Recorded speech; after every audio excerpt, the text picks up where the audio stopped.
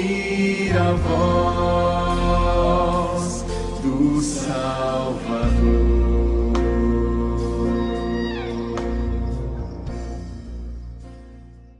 Vou convidar você a abrir sua Bíblia no Evangelho de João, capítulo 1. Nós estávamos compartilhando com os meninos os princípios de King's Kids esse final de semana, e são 6, e de uma maneira didática a gente ensina isso com uma mão, dizendo relacionamento íntimo com Deus, discipulado, onde eu sou discipulado e discipulo outras pessoas, desenvolvimento da capacidade espiritual, eu sempre preciso crescer espiritualmente, união de gerações, é muito importante para a Bíblia, essa questão da união de gerações, dos mais velhos ensinando os mais novos e crescer juntos, servir juntos, e princípio de liderança, onde o líder, ele é aquele que serve, ele é o menor, ele é o que se coloca à disposição do outro, e com esses 5 princípios a gente parte para alcançar o perdido.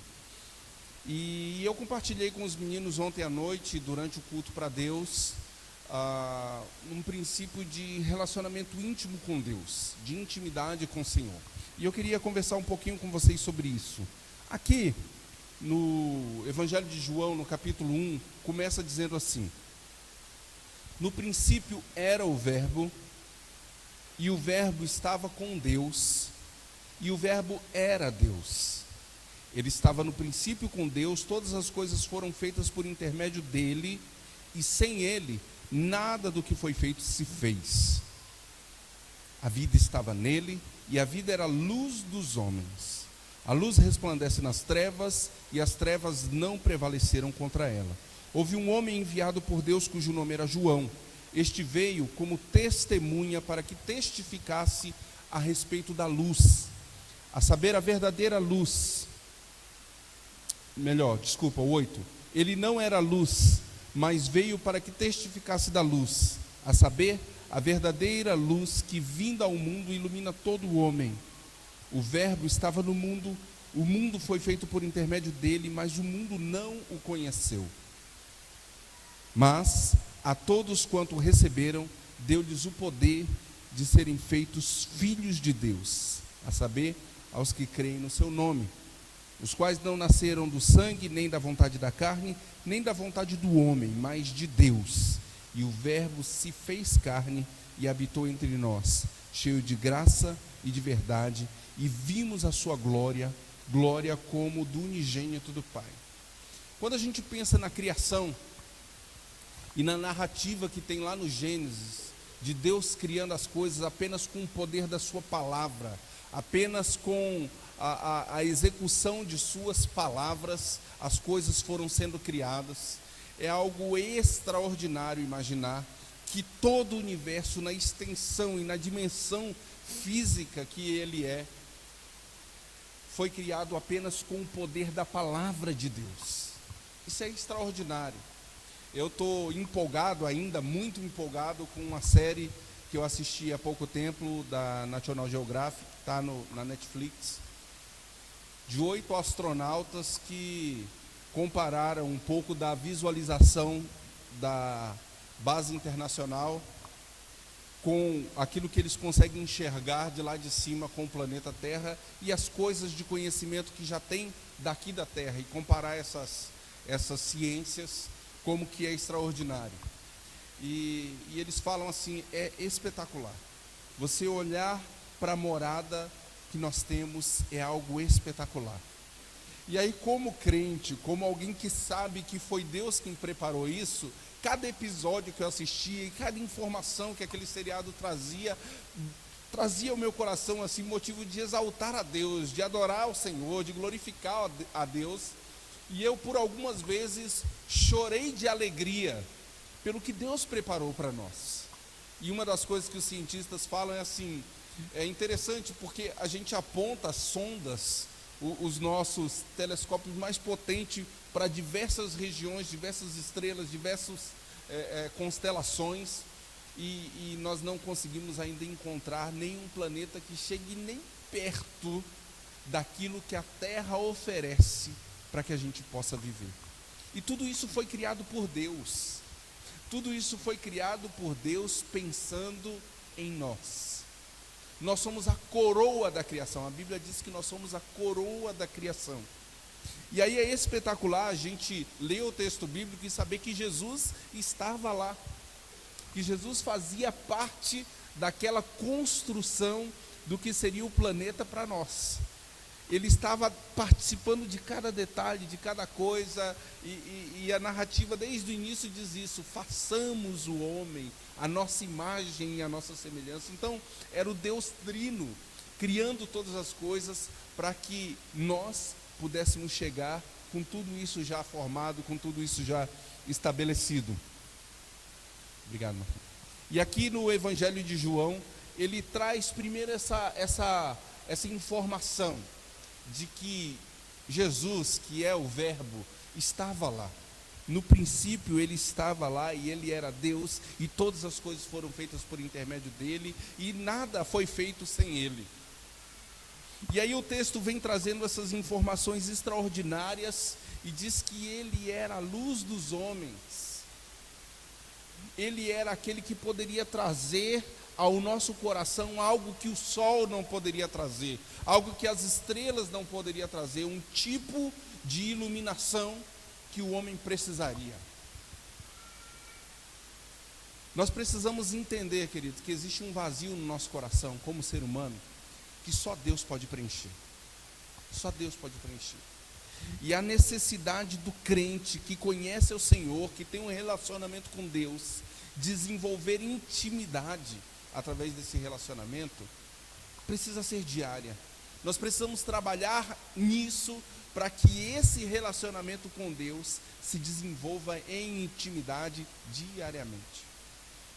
O versículo de número 12 diz assim: mas a todos quanto receberam, deu-lhes o poder de serem feitos filhos de Deus. Nós não éramos filhos. Lá no livro de Efésios vai dizer exatamente essas palavras. Nós não éramos filhos, mas em Cristo Jesus nós fomos feitos filhos de Deus. Nós não éramos da família de Deus, mas agora nós fomos inseridos na família de Deus, por causa do sacrifício de Jesus. E por causa do sacrifício de Jesus, ele estava lá desde o início, desde a eternidade. Esse é um conceito que não cabe muito bem na nossa cabeça, porque a gente pensa o que é a eternidade daqui para frente, o que ainda vai acontecer. Mas a gente não consegue dimensionar que Cristo estava na eternidade daqui para trás. Um tempo que a gente não consegue nem imaginar quando começou, porque ele não começou, ele sempre existiu. E aí a nossa cabeça meio que dá um bug, a gente não consegue entender muito bem como é que funciona isso. Daqui para frente eu entendo, mas daqui para trás, como é que é isso? Não entendo. Mas Cristo estava lá. E chegou um momento que ele falou bem assim: epa, eu vou morrer e vou me entregar por eles, para que eles tenham intimidade com o Pai, para que eles tenham o privilégio de chamar Deus de Pai, para que eles tenham o poder, como diz aqui no versículo 12, deu-lhes o poder de serem feitos filhos de Deus. Eu não sei como é que está o seu coração, como é que é a sua intimidade com Deus, mas nós temos perdido isso. Nós temos perdido essa característica de intimidade com Deus, e nós precisamos voltar a essa característica com o Senhor. Nós precisamos voltar a essa característica não apenas no momento de louvor, quando a gente canta, quero voltar ao início de tudo, quero rever nos meus conceitos, não apenas aqui, quando nós estamos reunidos em culto, mas a nossa vida precisa ser um culto para o Senhor em todos os aspectos dela, em todos os momentos dela, porque esse poder que nos foi dado de sermos feitos filhos de Deus, ele não muda quando a gente sai daquela porta e vai embora. Nós não deixamos de ser filhos de Deus quando o culto termina e o pastor dá a bênção, às vezes esquece até, né? Não é nesse momento que a gente deixa de ser filho de Deus. Uma vez filhos de Deus, nós somos filhos para toda a eternidade. E muitas vezes nós não estamos vivendo como filhos de Deus. E é extraordinário nesse texto que, se você ver o versículo de número 6, ele começa a falar de João. o João está falando dele mesmo, e ele diz assim: houve um homem enviado por Deus cujo nome era João. E eu achei espetacular, porque o João diz assim: este veio, ou seja, esse tal de João veio como testemunha para que testificasse a respeito da luz, a fim de todos virem aqui por intermédio dele. E ele não era luz, mas veio para que testificasse da luz.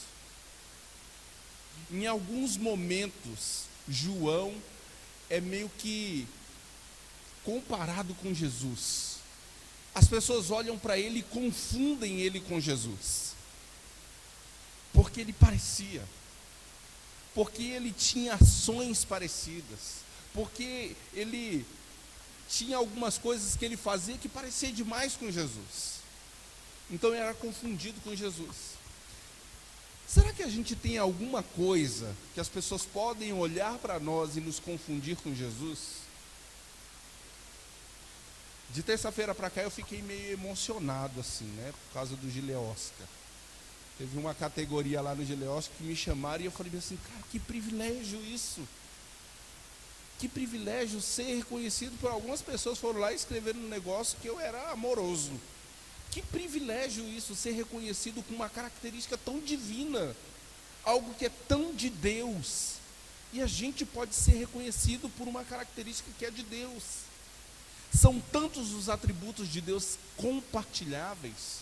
Tem aqueles que não são compartilháveis, a onipresença, estar presente em todo lugar, nós não podemos partilhar disso. O todo conhecimento, né, aquele que conhece todas as coisas, a gente não pode partilhar dessa categoria que é de Deus. Mas amor, paciência, bondade, benignidade são características de Deus, que Ele nos dá o privilégio de viver essas características. E João parecia tanto com Jesus, que ele chegou a ser confundido com Jesus em alguns momentos. Os discípulos, teve um momento que, em alguma situação, a pessoa olhou assim e falou assim: você, na hora que Jesus estava sendo preso, né, você também andava com ele. Não, eu não. Não tenho nada a ver com isso não. Não, você parece com eles, você anda igual eles, você fala igual eles, você é um deles. Será que as pessoas lá fora, aqui é fácil, aqui dentro é fácil, mas será que as pessoas lá fora entendem que nós recebemos o poder e que nós fomos transformados porque Cristo nos deu o poder de sermos chamados filhos de Deus? Será que as pessoas lá fora entendem? Porque é diferente a gente olhar para o outro aqui na igreja e achar: esse aqui é filho de Deus. Mas as pessoas lá fora precisam olhar para nós e entender assim. Então nós precisamos conhecer esse Deus e ter intimidade com Ele. Tem um outro versículo, lá no finalzinho da Bíblia, em 1 João, no capítulo 3, versículo 1, que diz assim: vede que grande amor nos tem concedido o Pai, ao ponto de sermos chamados filhos de Deus. Olha que grande amor Deus nos concedeu, o Pai. O texto diz assim: vede que grande amor nos tem concedido o Pai, ao ponto de sermos chamados filhos de Deus. Querido, você é filho de Deus, você é filha de Deus. Dá para entender a dimensão do que isso significa? O Criador de todas as coisas, o Criador do universo. Se nós pegarmos uma mão de areia e tentarmos contar quantos grãozinhos de areia tem ali, a gente vai passar horas e horas. Tinha um texto, a gente tinha que ler e anotar o que tinha aprendido naquele texto. E eu senti, é meio difícil, né? Eu sentei num gramado assim, que dava de frente para o prédio, e fiquei por ali, fazendo a minha devocional, e de repente vi que um garotinho ficava correndo para um lado e para o outro, mas um outro garotinho sentou lá na varandinha e colocou os pés para fora assim, e ele ficava anotando, e pegava a Bíblia, e pegava uma outra agendinha que ele tinha lá, e anotava, e escrevia, e rabiscava, e colocava a língua para fora, e folheava a Bíblia para lá e para cá e tal. E eu fiquei admirado com aquilo, porque ele era muito pequeno, devia ter uns 8 anos mais ou menos. E ele fazendo aquele negócio, e o outro menino correndo para lá e para cá, correndo, tá.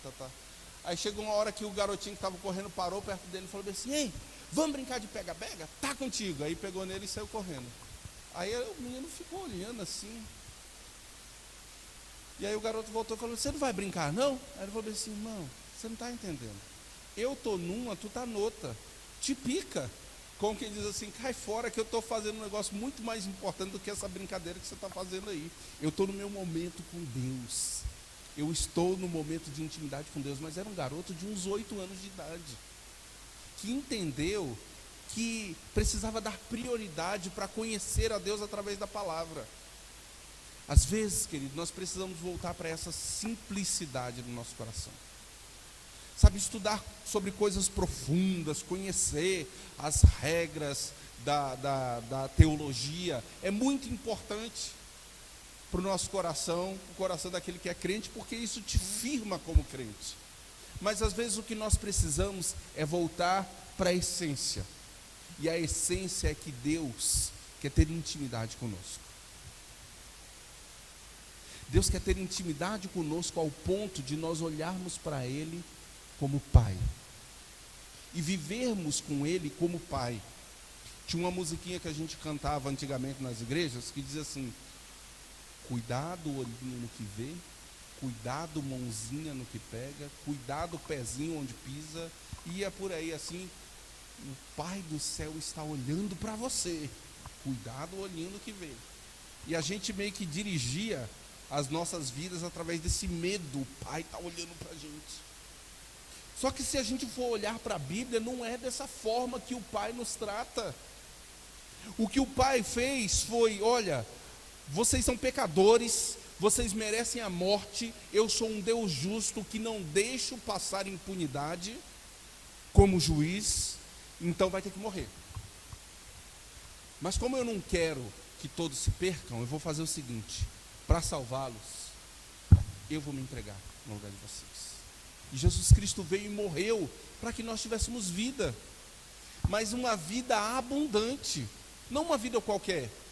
E essa vida abundante não tem a ver com o que Deus pode nos oferecer, não tem a ver com ter um carro melhor, com ter um emprego melhor, com ter salário melhor. Tem a ver com ter Deus, com ter a presença de Deus e viver essa presença no dia a dia. Às vezes nós damos valor para tantas coisas e esquecemos de valorizar aquilo que é a essência para a nossa vida. Eu queria que você abrisse a sua Bíblia em Lucas, no capítulo 15.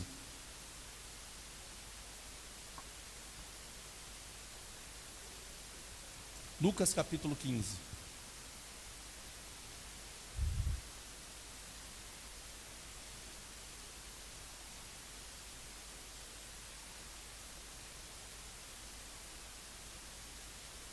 Para quem não sabe, eu tenho 2 filhos, né? O Caleb fez 7 anos agora e a Lorena tem 2, faz 3 no meio do ano.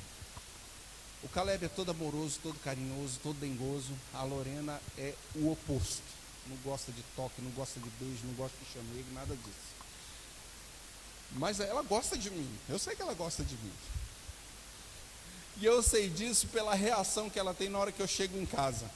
Quando eu fico um tempo fora e chego em casa, ela grita. Na hora que eu estaciono o carro, eu escuto os gritos dela lá dentro: papai, papai, mamãe, papai chegou, papai chegou. E na hora que eu abro a porta, vou todo feliz, me ajoelho e falo: vem lá um abraço. Não. Ela me trola direto, não gosta de abraço, não quer abraço, fica toda empolgada, mas não gosta desse tipo de intimidade. Eu fico pensando em Deus. A gente fala que Ele é o nosso Pai, canta que Ele é o nosso Pai, vem para a igreja dizer que Ele é o nosso Pai, mas na hora de ter o contato de intimidade, o olho no olho com Deus, para que Ele possa examinar a nossa vida e nos levar pelo caminho certo, muitas vezes a gente não quer, porque a gente quer continuar vivendo no caminho errado. Muitas vezes a gente não quer porque a gente quer continuar na escuridão. E Ele nos resgatou das trevas para a luz, como diz lá em Efésios.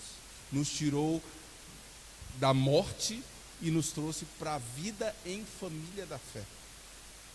E às vezes a gente quer viver aquilo que vem na nossa cabeça. E aqui, em Lucas 15, tem uma narrativa sobre isso. A partir do versículo 11, diz assim, na realidade são 3 narrativas sobre isso, mas normalmente a gente se atém a essa que está aí no capítulo 11. Diz assim, no versículo 11, desculpa, capítulo 15, versículo 11. Continuou, certo homem tinha 2 filhos. O mais moço deles disse ao pai, pai, dá-me a parte dos bens que me cabe. E ele lhes repartiu os haveres. Passado não muitos dias, o filho mais moço, ajuntando tudo o que era seu, partiu para uma terra distante e lá dissipou todos os seus bens, vivendo dissolutamente. Depois de ter consumido tudo, sobreveio àquele país uma grande fome, e ele começou a passar necessidade. Então, ele foi e se agregou a um dos cidadãos daquela terra, e este mandou para os seus campos para guardar porcos. Ali desejava ele fartar-se das alfarrobas que os porcos comiam, mas ninguém lhes dava nada. Então, caindo em si, disse, quantos trabalhadores do meu pai têm pão com fartura, e eu aqui morro de fome? Levantar-me-ei, e irei ter com meu pai, e lhe direi, pai, pequei contra os céus e diante de ti, já não sou digno de ser chamado teu filho, trata-me como um dos teus trabalhadores. E levantando-se foi para o seu pai. Vinha ele ainda longe quando seu pai o avistou e compadecido, correndo o abraçou e o beijou. E o filho disse, pai, pequei contra os céus e diante de ti, já não sou digno de ser chamado teu filho. O pai, porém, disse aos servos, trazei depressa a melhor roupa, vestiu, ponde-lhe um anel no dedo e sandálias nos pés, trazei também e matai o novilho cevado, comamos e regozijamos, porque este meu filho estava morto e reviveu, estava perdido e foi achado, e começaram a regozijar-se.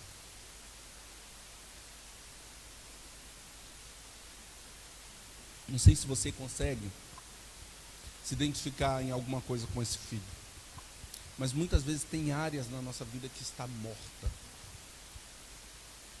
Tem determinadas circunstâncias na nossa vida que estão perdidas. Tem questões de intimidade com Deus que nós deixamos perder. Eu cresci em lar cristão, com 8 anos de idade. Eu lembro que eu me ajoelhei na minha cama, depois de uma atividade que teve na igreja, acho que foi culto, não lembro. Eu, antes de dormir, me ajoelhei na cama e orei e disse para Deus assim, eu tinha 8 anos, disse para Deus assim, Deus, eu entrego a chave do meu coração para você, pode tomar conta da minha vida. Eu tinha 8 anos. Com 12 anos eu não fiz uma oração não, mas se eu tivesse feito, seria assim, Deus, o negócio é o seguinte, eu troquei o segredo da chave, você não tem mais liberdade de entrar na minha vida, agora eu vou viver o que eu quiser. E você não tem mais nada a ver com a minha vida, deixa eu viver a minha vida, eu estou numa, tu está noutra.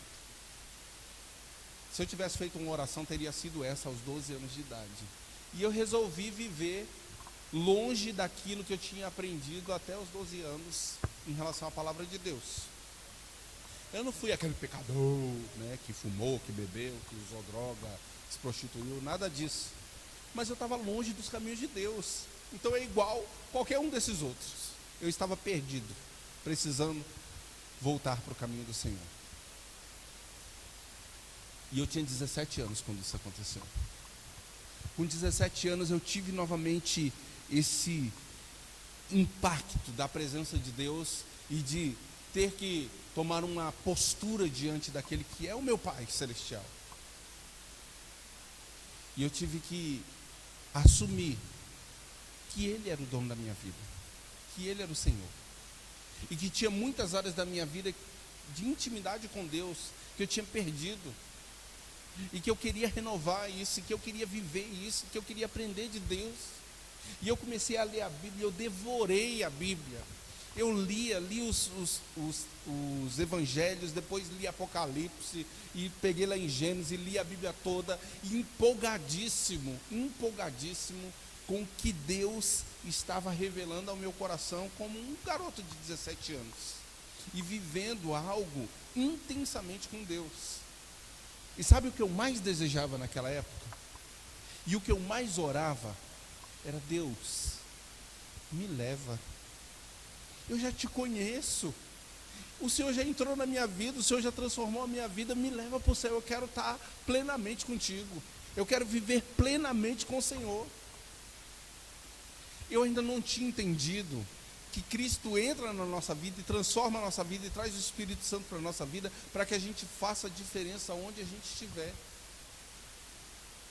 O filho pródigo poderia ser um representante do pai em qualquer lugar que ele fosse, mas ele quis viver de uma forma dissoluta. Ele quis viver de uma forma que não honrava o seu pai. E quebrou a cara. Ele se quebrou. Muitas vezes nós quebramos a nossa vida espiritual, porque nós nos afastamos daquilo que é princípio de Deus para a nossa vida. Deus nos deu o poder, Cristo nos deu o poder de sermos chamados filhos de Deus. O Pai nos concedeu um grande amor. Vede que grande amor nos tem concedido o Pai, ao ponto de sermos chamados filhos de Deus. E às vezes o que nós estamos vivendo é o que esse filho pródigo viveu. Nós precisamos deixar Deus converter o nosso coração. Não aquela conversão de transformar o não filho em filho, mas aquela conversão das áreas da nossa vida que nós estamos dominando. Aquela conversão de áreas da nossa vida que nós não deixamos Deus tomar conta. Que nós não queremos intimidade com Deus nessa área. Você sabe qual é a área da sua vida que precisa ter intimidade com Deus, que precisa ser liderada por Deus, que precisa ter a chave de Deus para Ele entrar e sair na hora que Ele quiser? Você sabe. O pai estava olhando e o filho vinha lá de cabeça baixa e falando assim: eu vou pedir para ser pelo menos como um dos trabalhadores, porque os trabalhadores dele têm pão com fartura. Diz que o pai o avistou de longe, ele vinha longe, o pai o avistou. E o pai correu, o abraçou e o beijou. A palavra Abba, Pai, é uma palavra de intimidade. É uma palavra de muita intimidade. E é uma palavra que foi direcionada para Deus. Se você olhar as orações de Jesus, faça isso quando você for ler os evangelhos. Anote como é que Jesus começava as suas orações. Ele sempre chamava Deus de Pai. Pai amoroso, Pai de amor, Pai celeste, Pai nosso. Ele sempre chamava Deus de Pai. Pai, em tuas mãos eu entrego o meu espírito. A gente só vai encontrar Jesus orando para Deus e não falando Pai, quando ele diz assim: Deus meu, por que me desamparaste? E eu estava falando para os meninos ontem que Jesus falou dessa forma com Deus, como sendo Deus, para que nós tivéssemos oportunidade de chamá-lo de Pai. Você tem vivido essa intimidade com Deus? Apocalipse capítulo 2, versículo 5 diz assim: lembra-te, pois, de onde caístes. Arrependa-te, volta à prática das primeiras obras, porque senão eu venho a ti e removerei de ti o teu candeeiro, a tua luz. E aí a gente vai viver nas trevas, como um filho das trevas. Sendo filho da luz, como é que eu, como filho da luz, vou viver como filho das trevas, sem a luz, sem o candeeiro? Não dá, é incompatível. Deus nos chamou para viver na luz. A luz, quanto mais próximo dela a gente está, mais fácil fica de perceber o que está ao nosso redor. Quanto mais perto nós estivermos de Deus, quanto mais perto nós estivermos de Jesus, mais fácil vai ser. E isso transforma quem nós somos. Isso transforma a nossa realidade, transforma a nossa conduta, transforma o jeito de agir. Você como marido, o jeito de você agir com a sua esposa. Você esposa, o jeito de agir como marido. Filhos com pais. E essa é uma promessa que está lá no Antigo Testamento. Em Malaquias, no capítulo 4, o versículo 5 e 6 diz assim: eis que eu vos enviarei o profeta Elias antes que venha o grande e terrível dia do Senhor. Ele converterá o coração dos pais aos filhos e o coração dos filhos aos pais, para que eu não venha e fira a terra com maldição. Nós somos o sal da terra, a luz do mundo. Se nós não tivermos o princípio ativo de Deus, o DNA de Deus, sabe que quando Deus soprou naquele boneco de barro, soprou nas narinas do homem, ele soprou de si mesmo, o DNA de Deus foi transferido para o ser humano. Nós somos representantes divinos aqui na terra. O pecado quebrou isso lá em Adão, mas foi regenerado em nós essa essência de Deus em Cristo Jesus. Nós somos representantes de Deus aqui na terra. Nessa terra decaída, nessa terra cheia de corrupção, nessa terra onde a gente se decepciona com os outros e se decepciona conosco mesmo. Nós somos representantes de Deus e precisamos agir diferente. Numa terra em que tantas pessoas estão ficando doentes mentalmente falando, tantas pessoas depressivas, tantas pessoas ansiosas por tentar enxergar alguma coisa de bom para frente, nós temos a oportunidade de falar para as pessoas: olha, Deus é Pai. E como Pai, Ele se preocupa. Como Pai, Ele quer suprir. Como Pai, Ele quer proteger. Como Pai, todas as características que um Pai tem para a nossa vida. Mas muitas vezes, Deus está de braços abertos, esperando o nosso contato, esperando a nossa aproximação. E a gente faz igual a Lorena: não, quero não vou não, vou ficar aqui na minha. Mas nós podemos ter a atitude daquele garotinho que estava lá naquela sacada e dizer assim: Senhor, eu quero te conhecer, eu quero conhecer a tua palavra, eu quero viver aquilo que o Senhor tem para nós, eu quero viver aquilo que o Senhor preparou para mim, eu quero aquilo que o Senhor tem para a minha vida. Intimidade com Deus, relacionamento íntimo com Deus é algo que se constrói dia a dia. Você não se converte e vira uma pessoa chegada de Deus. Isso precisa ser construído. Que Deus motive o seu coração para que você olhe para a sua agenda e para o seu dia a dia e pense assim: eu quero ser um instrumento de Deus. Eu quero ser alguém que represente bem quem é o meu Pai. Eu quero levar o nome do meu Pai e que as pessoas olhem para mim e digam assim: essa aí está representando bem como filho de Deus. Amém?